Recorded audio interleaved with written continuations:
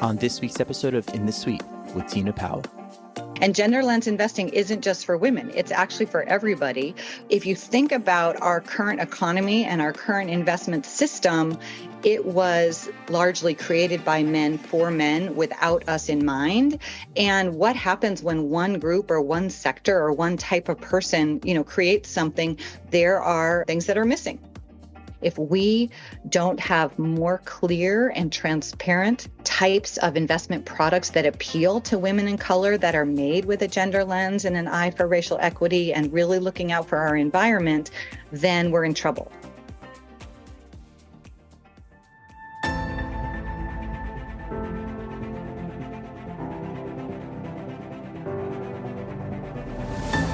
Hi, this is Tina Powell, host of In the Suite, where I sit down with top women leaders and some of the biggest names in the financial services and the wealth management industry. Together, we'll discover some of their best secrets and top strategies to grow a great business, build a strong brand, and lead teams in the 21st century. I hope you'll enjoy hearing their amazing personal stories of triumph, trepidation, and transformation in hopes of becoming better leaders ourselves.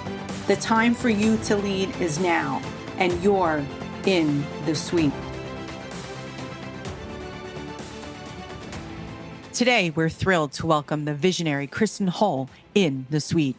As the founder of Nia Impact Capital, Kristen is a true trailblazer in gender lens investing.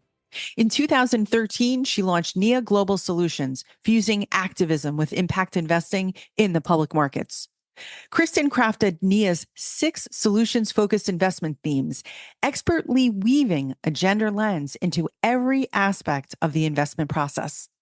Her forward-thinking leadership led to the launch of the Nia Growth and Dividend portfolio in 2018 and the Nia Racial Justice portfolio in 2022, both of which have set bold new standards for inclusivity and equity in finance.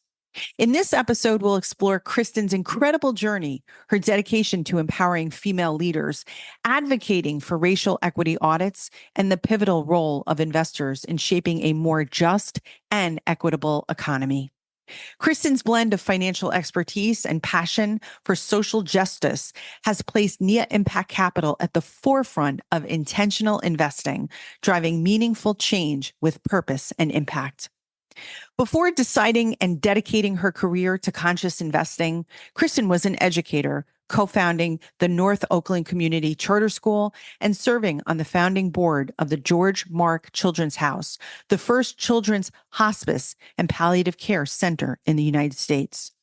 Kristen's academic journey is equally impressive. She holds a PhD in urban education from UC Berkeley, a master's from Stanford, and a bachelor's from Tufts. She continues to influence impactful organizations like How Women Lead and Gender Smart, serving on multiple boards, including the Mosaic Project and American Rivers. But that's not all. We'll also dive into Kristen's work advocating for racial equity audit at MetLife, her groundbreaking work on Tesla, and her experiencing navigating the male-dominated asset management industry. Plus, we'll hear about Nia's impactful internship program, which empowers the next generation of female leaders, and her personal wellness practices like river rafting and connecting with nature. Kristen's journey from educator to a pioneering force in finance is fueled by a deep commitment to reshaping capitalism and promoting diversity in leadership. She's redefining what it means to invest with intention and purpose right here in the suite. Kristen Hull, wow, take a seat in the suite. How are you doing today? I'm good. Happy Friday. I'm excited to be here with you. Oh, I'm so excited. I'm thrilled. I'm honored. I have been following your work. And like I told you at the top of this conversation, I've had a lot of fun digging into your background and all of the amazing work that you're doing at Nia Impact Capital. You are a pioneering force, and I put a capital P on the pioneering part for creating a more inclusive and sustainable financial future. You've been doing this for decades. It's truly, truly exciting. I feel that you have truly revolutionized impact investing, proving that purpose-driven investments can fuel both social change and financial success, a big part of that. You are a well-known leader. You are quoted everywhere. You can find Kristen everywhere. We're going to put links in the show notes and all of that. Kristen Hull is somebody, ladies, that you need to have on your radar. I'm just such a fan of your work, and specifically also to what you're doing for Next Gen Women. It is amazing. We are going to have a fantastic conversation. I want to dig in pretty quickly here. One of the things that you talk about is this idea of women-owned firms making up just over 1% of our total economy. You have some really interesting stats, Kristen, about women and investing and the current trends and why it's so important as women for us to be aware of these facts. So, Gret, I'd love for you to get us started. Okay, well, thank you, Tina, for having me today. I'm really excited about this conversation. And actually, the stats are worse than that. Women-owned asset management firms, that's what we do at Nia Impact Capital. We are asset management firms and we build investment products. And women-owned firms make up 0.7%. So less than 1% of our entire economy, of the $84 trillion in investment products that sit in 401ks and individual accounts, are created by women and run by women-owned firms.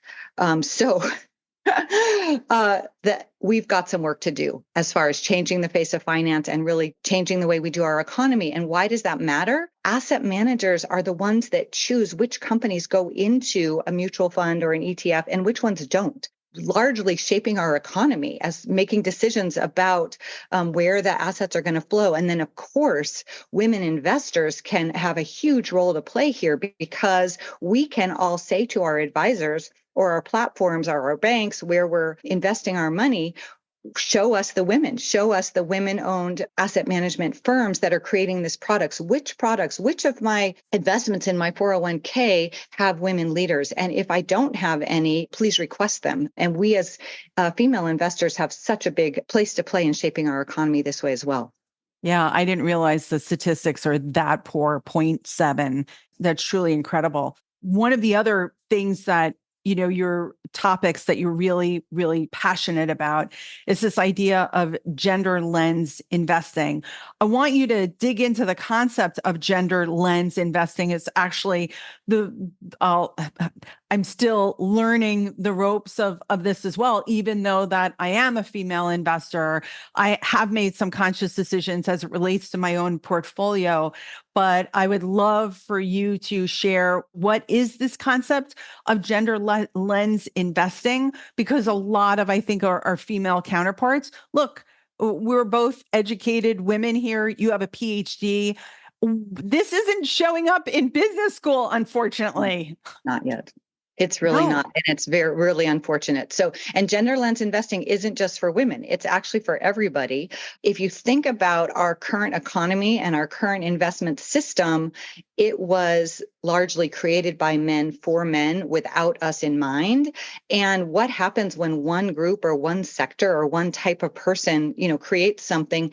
There are things that are missing, and there are ideas that are missing. And by incorporating a gender lens, we actually can have better investment results, and men can have them too. And of course, we can have a better economy and we can have more equality. And what does it mean to invest with a gender lens? If you think about one of our most prevalent investment products is the S&P 500. And that is largely the largest 500 companies in the US. Women would never have designed a product like that. We wouldn't say, oh, the US is the only place to invest. And we wouldn't say, oh, only large companies. The way women think about our economy largely, and this is a stereotype, though it does play out, is we want to know what the company is doing. What are the products and services that it is working on? How is it baked? Is it baked with purpose? Do these products and services matter? Do they benefit people in society and our earth and our environment? And then is there a team in place, the governance, the executive team, the board of directors that are qualified to be able to do this work? So those are the types of ways that we could incorporate a gender lens. Of course, at Nia, we do need to see diversity in leadership at all of the companies we choose. And so why is this so groundbreaking? It's kind of nuts. When I started this portfolio back in 2012, bringing that gender lens eliminated over 50% of the companies we looked at because they had all white male boards. The good news is that is changing. There are groups like How Women Lead that are training women to be board ready and to step up into board leadership so that we can actually change those numbers. And again, investors can change those numbers too, because the economy does reflect and respond to what investors want. So if we have more women saying we want products that have women in leadership, we can get there. Also looking again for products and services that are beneficial to women. So that's particularly easy to think about in the healthcare sector, where we have such a big gap in our healthcare. And so getting more investment dollars to those companies that are working on solutions for women is one way we can do that. Healthcare, it has special significance to me as well, too, there. And I think historically, Kristen, and tell me if I'm wrong, that there has been this unfair assumption that investing with a gender lens has a bit of a trade-off. The way that you talk about it on Nia Capital's site is that you're investing for positive returns and positive impact. And I think traditionally that we've been, again, it's just a bias, maybe perhaps. You can actually achieve the best of both worlds here. Oh, absolutely. And, kudos or credit to whoever came up with that myth, because it's a complete myth. And generally the people that start the counter narrative feel a little bit threatened because whatever they were doing might stand to be changed. And that's true in the fossil fuel industry as well, with this adoption of ESG investing, environment, social, and governance. Of course, gender lens falls into the S there. It actually fits across all of them, because with a gender lens, we're looking out for the environment. We're also looking out for climate and looking for governance and diversity there. At any rate, by bringing these additional lens, it means additional due diligence on companies, and we learn more about the risks involved in companies and also what are the opportunities in companies as well. And so by bringing this gender lens, you're actually reducing risk and oftentimes setting yourself up for higher returns.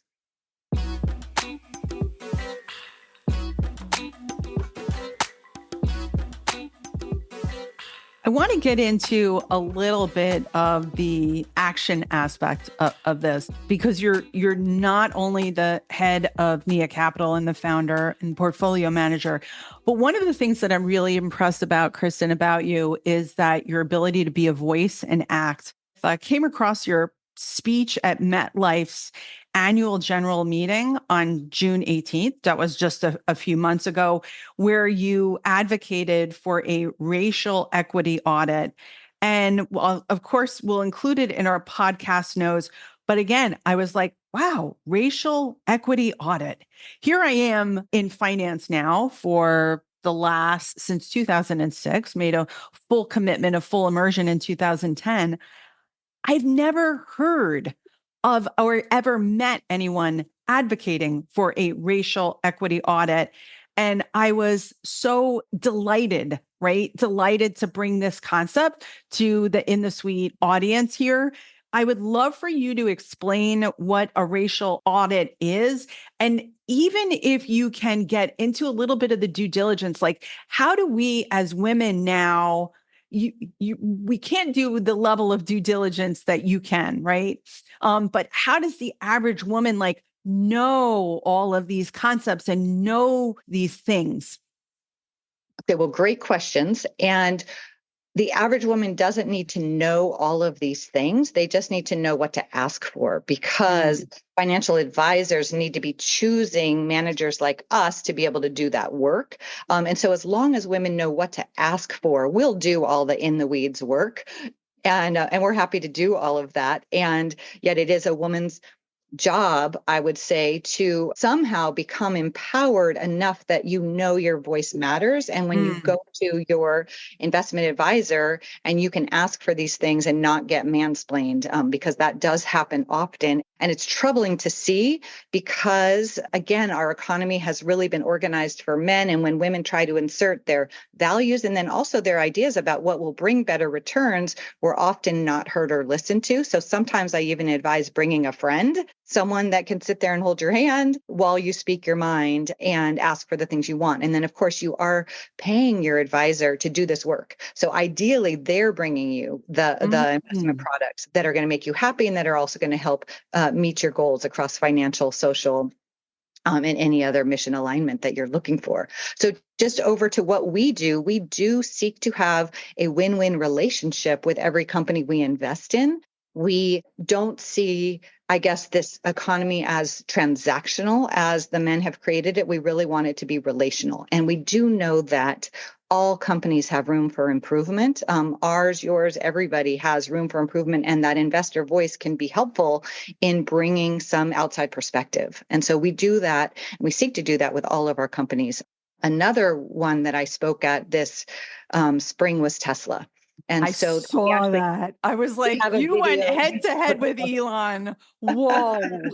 Whoa.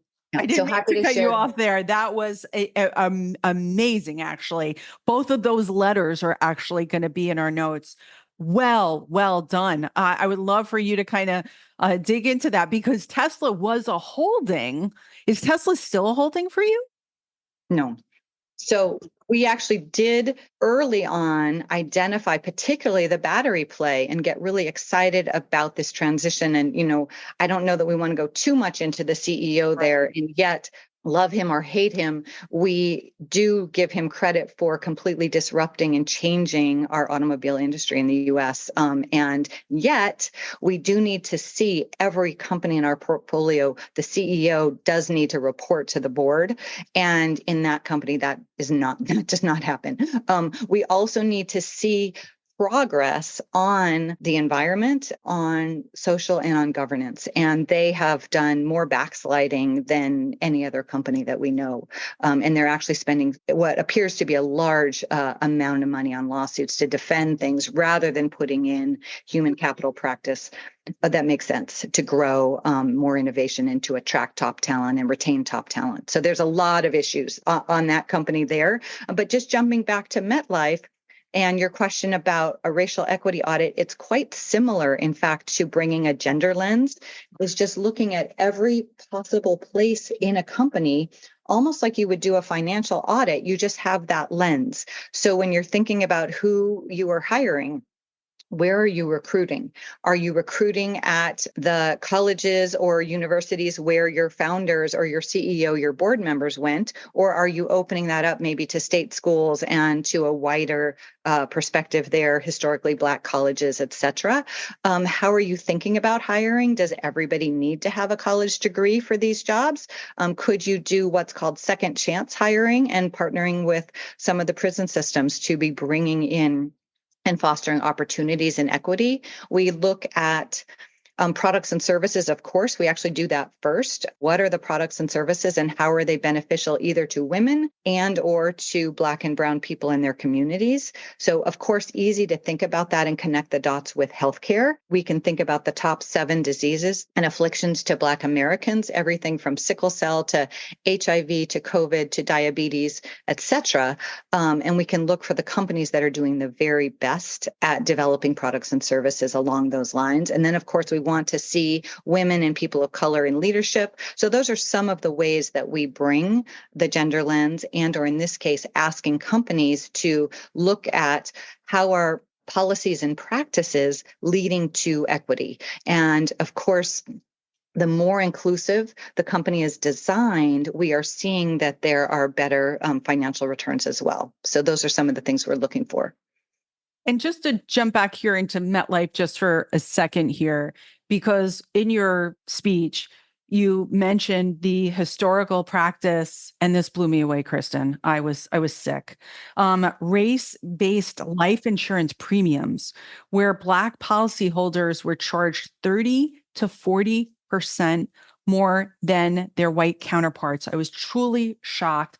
In a 2024 world, I don't even understand how these policies could still be in effect. It baffles me. So I would love to tell you that this was an anomaly. This is actually quite pervasive across many of our industries. And we think about the practice of redlining as something from the past, and yet some of these are actually still on books in real estate firms, where you can buy a property, who can be loaned money for a property, what types of business loans you can get. There's still so much discrimination that is set in. And in fact, neighbors, friends of mine here in California got their appraisal. They had their home appraised and they weren't satisfied with the numbers. And they thought, their neighbors' homes had gone up in value. Why hadn't theirs? They wanted a second appraisal. They wanted to test it out. They took down the photos, all of their family photos that showed their Black backgrounds. Wow. They put up some white photos from their neighbor, and they got another neighbor to be there, a white person, when the auditor came through and when the assessor came through. And boy, if that home wasn't worth more once they took those photos down. Unbelievable. Is there a formal way that they acknowledge your letter and your speech?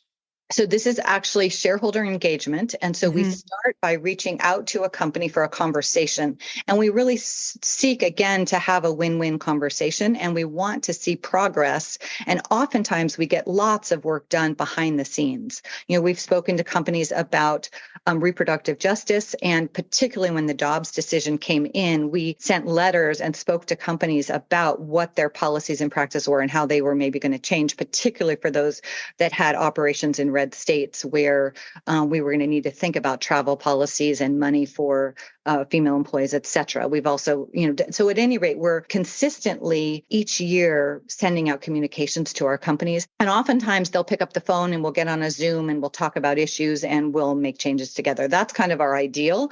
If they're not ready or they're maybe a little stuck or too busy to listen to us, et cetera, then we have a formal process where we take things to the SEC and we file what's called a shareholder resolution with the SEC. And then the SEC looks at the merits of that and decides whether or not our resolution will be included on any company's proxy ballot and their proxy voting. And so that's how the process happened with MetLife and with Tesla as well, is it went through the SEC and then appeared on their proxy ballot. Wow. Amazing, amazing stuff.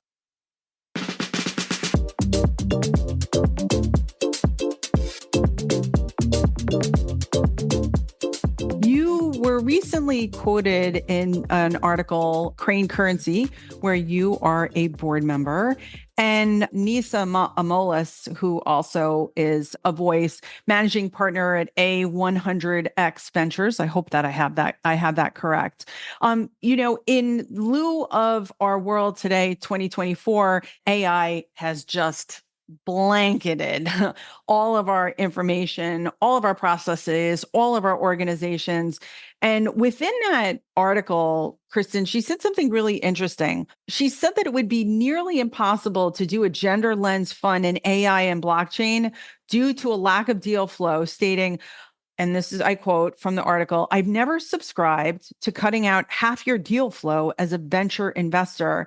What's your response and how do you think about gender lens investing fitting into these emerging technologies that are so dominating, again, not only our consciousness, but literally our standard operating procedures and the way that we do work every day? Tina, you have just poked the bear. This is such a big topic, really, across our economy. And this is the place where investors, and particularly women investors, have such a role to play. As you mentioned, that's not the only, male-dominated industry. As I mentioned, women asset managers make up less than 1%. And it's not, the numbers aren't that much better in the AI as far as the table and who's doing all that developing. Here's where that investor in particular, where we will disagree. Yes, most of the startups, all the way up to the publicly tradeds, are run by men right now. And yet an investor can bring their voice and they can say, I'm doing a fund and all of the companies that will receive investment dollars will have diversity in leadership. They'll have women at the algorithm table. They'll have women designers. And guess how many companies are going to then add women?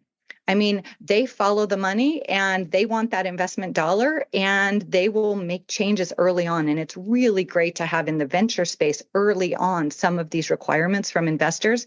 They're going to find that company culture really does get shaped early on. And so having a diverse set of individuals in the beginning is really, really important to development moving forward. And then having women on teams has been associated with, diverse teams have more innovation. And what do we need in AI? More innovation, right? We also have some lower risk tolerance. And basically, adding women in the beginning is a smart gender lens strategy. And I would not do a fund otherwise. I actually was advising to a startup fund in Latin America with a similar issue. They really wanted to do a gender lens, and yet in Latin America, they weren't finding what they thought would be enough women-led companies to create this fund.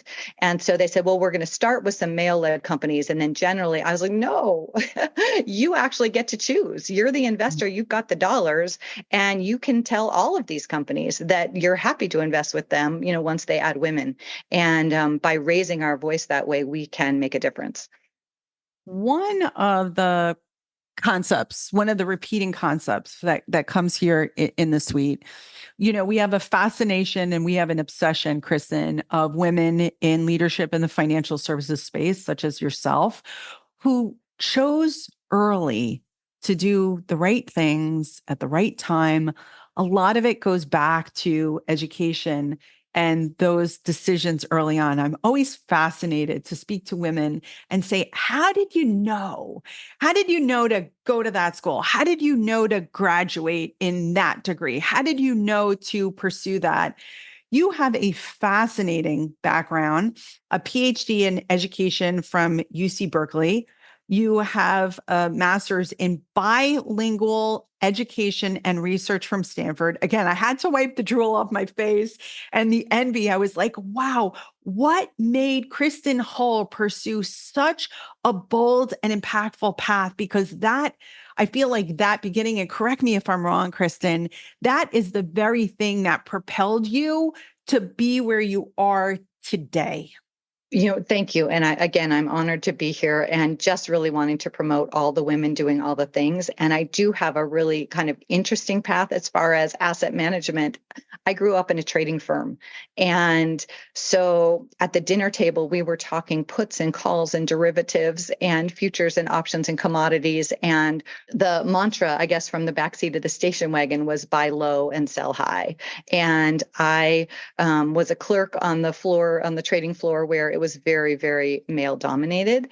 And so I always knew I wanted to make a difference. And yet I kind of had been in the belly of the beast of those systems. And I went into education because I felt like that was an institution where we really could make a difference. And I started a charter school in Oakland, and was really loving that career, and also spending time on the investment committee at the trading firm and doing different items. So it wasn't until we sold that firm where I was able to bring my worlds together. And I really saw I was sitting on all of this financial acumen, all of my informal education from my family company that I couldn't just sit on.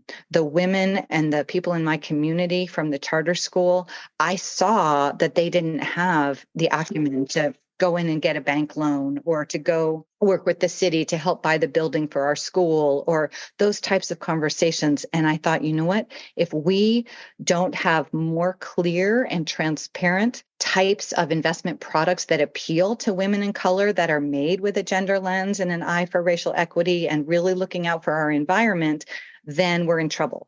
And I also really wanted to help grow wealth for the people in my community. And I knew that investing was a barrier. So I wanted to have investment products that were easy to access and could help align with their mission and their values and investing for the world that they wanted to see. In addition to that, you have an amazing internship program that really, the videos on YouTube, again, I'll share it with everybody there.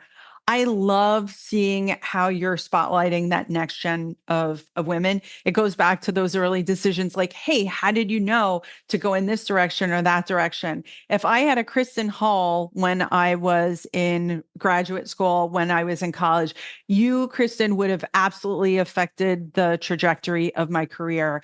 I would love for you to just talk about Nia's internship program because it is very impressive. I think all of us, even here at Intentionally, we can take a page out of your internship program and aspire to bring more people in, create more inclusive environments within our organizations. But what really did it for me is hearing those women actually speak about what the internship program meant to them, what the community aspect of that actually of your mentorship program, but also to that peer-to-peer learning environment that you created at Nia. So congratulations to you. Oh, Tina, thank you so much. The Change the Face of Finance internship program is really near and dear to my heart, and it's one of the favorite things that we do at Nia. And it really is training that next generation in the methods that we use at Nia. So looking at both the risks and the opportunities when it comes to the environment, we look at and have them update our charts on our U.S. Sustainable Development Goals alignment and looking at our companies and where revenues are coming from and aligning to those Sustainable Development Goals, which are highly aligned with our own Nia 6 solution themes. So investing, again, starting with products and services is so different than the rest of the way our economy is organized in indexes. And so having them look at individual companies is, we love doing it. We, of course, have them look at the diversity statistics and help us update. So we actively involve them in all of our research. And then you mentioned the peer-to-peer learning. We take a cohort, and pre-COVID, they were in our office and we'd go out to ice cream and lunch and talk about all the different financial aspects of what we were doing in addition to the social justice aspects. And now we do it on Zoom. So we can take women literally from all over the world. We've had women from Ethiopia, from Venezuela, largely from the US, from universities, and they get to meet each other. And we do pair them up for projects. And then they do present. So they work on their presentation skills as well as their research skills. And whether they go into asset management or not isn't necessarily what we need, but they do go back to their economics classes with a gender lens. And they're able to speak up in a different way in often male-dominated spaces than they were before. So we are loving that. We have a pre-survey and a post-survey. And of course, we take all of their feedback and try to do new iterations of the program. Hey, sweet insiders, it's Tina here. I just wanted to take a moment to personally thank you for all your support. Your 5-star reviews and the love you've shown us on Instagram has meant the world to me and helps keep In the Suite going strong. If you haven't already, please make sure you're following along on Instagram for exclusive behind-the-scenes content, sneak peeks, and special announcement. Your feedback and energy keeps this community thriving. Thank you again for being such an amazing part of the In the Suite family. A lot of us have been given opportunity, myself included. I've had a lot of great male mentors, sponsors, advisors throughout my career. But, every now and then we definitely face an obstacle. A door gets shut in front of us. We're told we're not enough. We're not this, we're not that. I wondered if how much rejection, because here you are, you're about to celebrate your 8th year anniversary at Nia Impact Capital in January. So happy anniversary in advance. But, were there people that kind of criticize or just, some obstacles and some challenges along the way? I imagine there was. Nothing is ever truly a straight line. Just want to hear your approach to that. So, Tina, just to level set, that happens on the daily. We get rejected on the daily.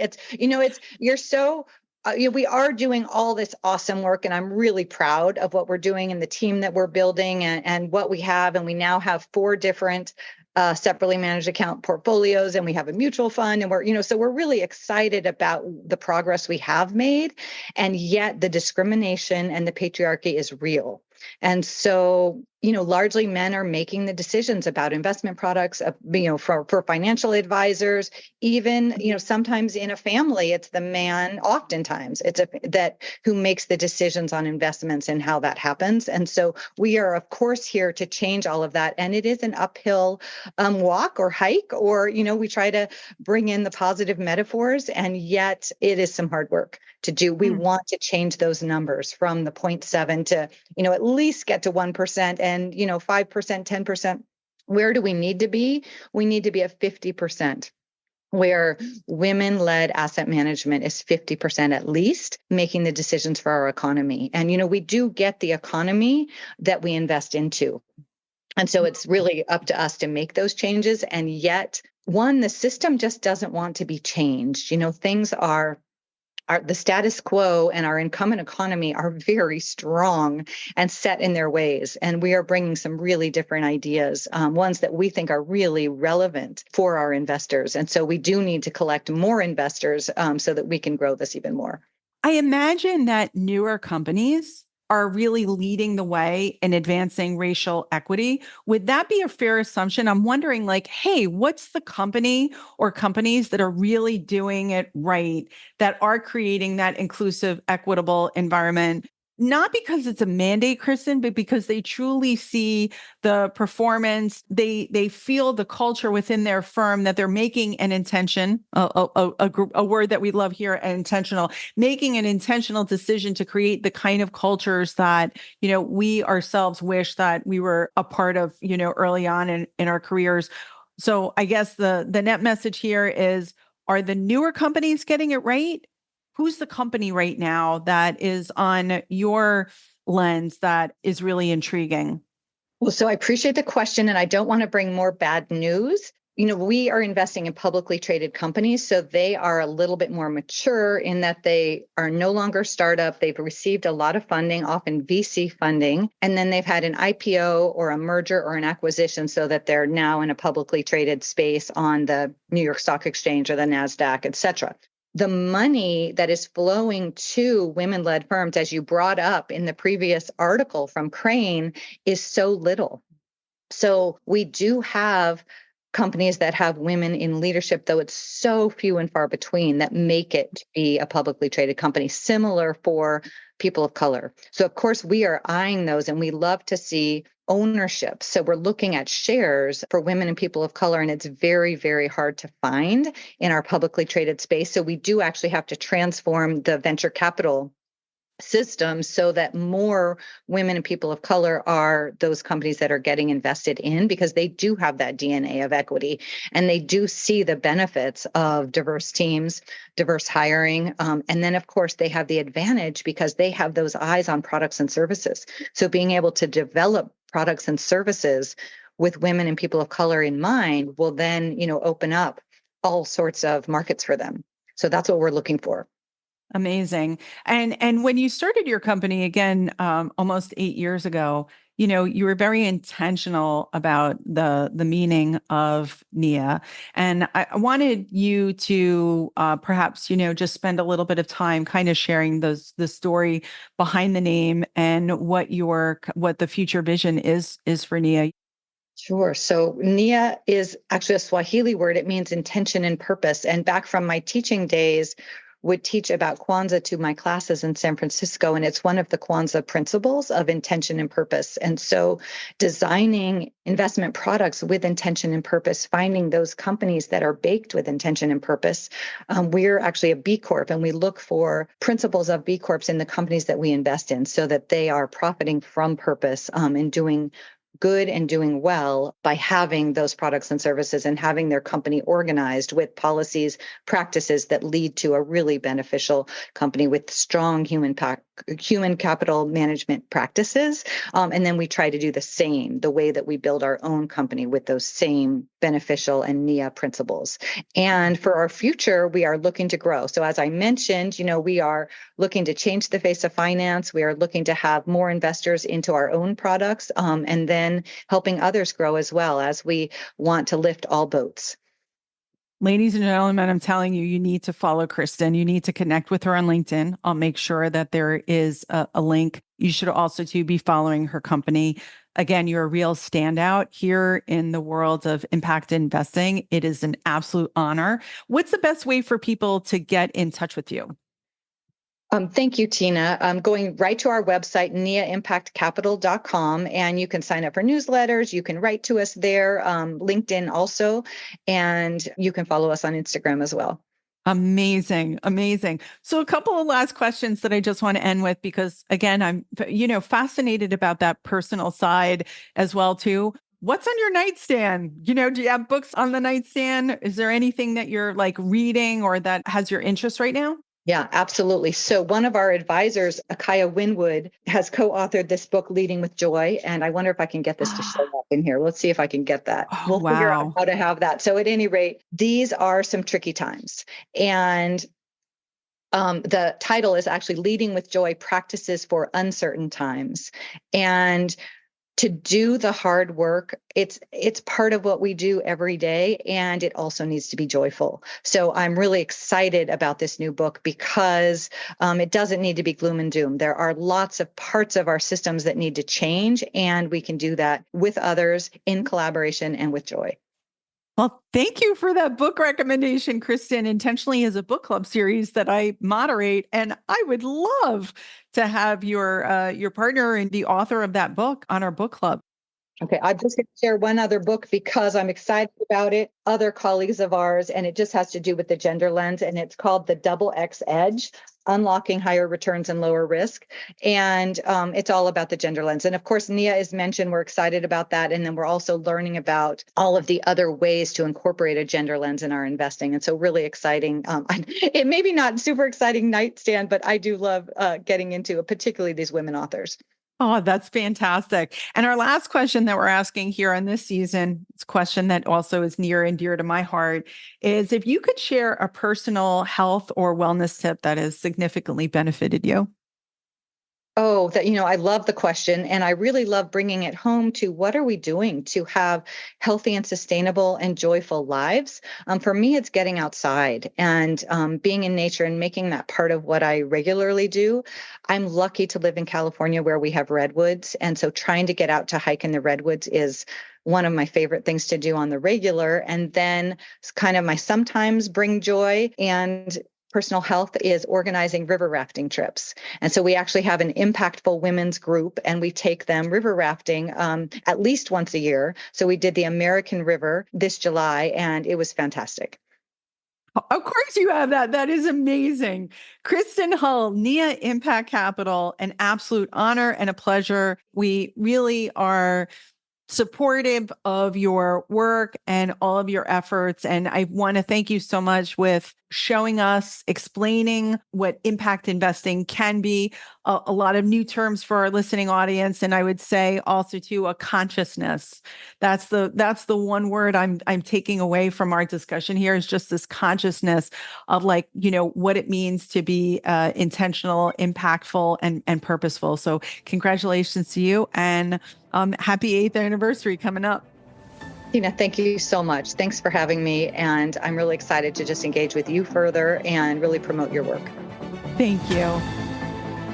You're listening to In the Suite, the podcast that brings you inspiring stories of women leading the way in financial services and wealth management, along with the men who champion and empower them. Our producers are Tina Powell and Kevin Hirshhorn. Our editor at large is Kevin Hirshhorn. Our content writer is Tina Powell. This podcast is sponsored by Intentionally, a growth design consultancy working with fintech and finserv companies to turbocharge their marketing efforts. If you want more information, please email me at tina@growintentionally.com. And please also connect with me on LinkedIn. And thank you so much for listening. It means the world to me that you guys keep listening, be part of this community. We've got listeners in 74 countries. 1,615 cities worldwide. Please consider giving us a 5-star review on Apple or Spotify. It would mean the world and help us to be found by more people. Please, I would love to connect with you on LinkedIn and hope you'll follow In the Suite Pod on Instagram. Thank you again for listening and subscribing.